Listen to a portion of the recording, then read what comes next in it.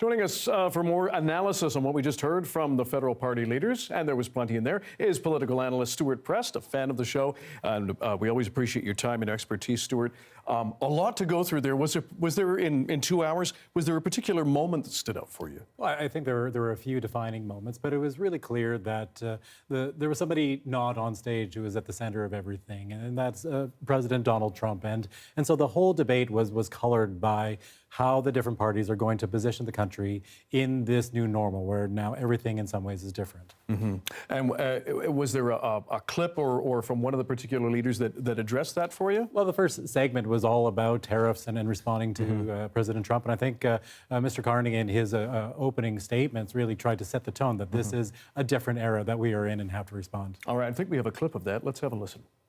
I think the relationship that we've had with the United States, relationship over the course of almost the last 4 decades, which has been one of steady and increasing integration, has fundamentally changed because the president is looking to fundamentally restructure the trading system. So the starting point has to be one of strength. It has to show who benefited, Stewart, you think, most from this debate on stage? I think there is a lot that has to do with the eye of the beholder, because for as much as Mr. Carney really wanted to put the focus on somebody not on stage, Donald Trump, Mr. Poilievre wanted to put the focus on somebody else not on stage, Justin Trudeau. And so he was really trying again and again to make the case that the country has been steered wrong. This idea of a lost decade came up again and again. And so I think for those who are feeling frustrations and are focused on what's happening inside the country as opposed to outside the country, he was able to drive that message home. So I think we saw that strategy, and we saw Mr. Singh, for his part, in some ways, I think a little more desperate, given where the NDP are in the polls, that made sense. But he was more feisty than the other leaders and really trying to break in to get his message home. Do you think it was effective on Mr. Singh's part?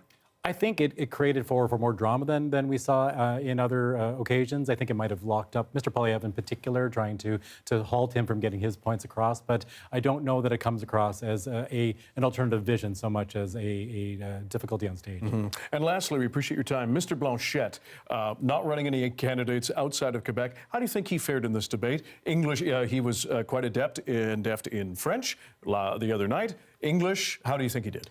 I think it was clear that English was his second language. There was one moment where he kind of bobbled the word sold and looked to find it. If that had happened to another leader in the French debate, I think the reaction would have been different. But there's an understanding here that this is not his primary audience. And so I think he was there above all to make the case that this is a debate where he is there for Quebec, to make sure that the interests of Quebec are never too far from everyone's mind. And I think he accomplished that. I'm going to slip in one more. For somebody who has watched the debate, heard about it, maybe seen some clips, do you think it has swayed anybody's vote or solidified their vote?